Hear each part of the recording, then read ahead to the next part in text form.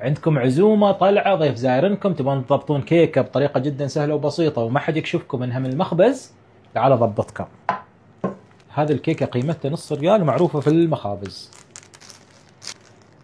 اللي بنسوي بنشيل الاطراف وبنشيل الطبقة اللي فوق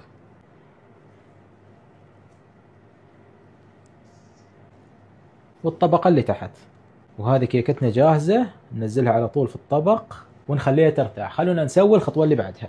بنحتاج كوبين حليب، ربع كوب كريمة خفق، وربع كوب حليب مكثف محلى، ربع ملعقة ماي ورد، وربع ملعقة زعفران بودرة. واذا ما تبون البودرة تقدرون تستخدمون الزعفران المطحون.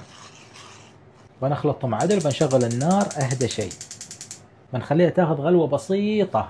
واللي حابين يسوون كريمة على الوجه، عندنا نص كوب كريمة خفق، رشة زعفران عن خاطري، وبنخفق اخفق شيء في الحياة. مرة دقيقة كاملة وتصير جاهزة.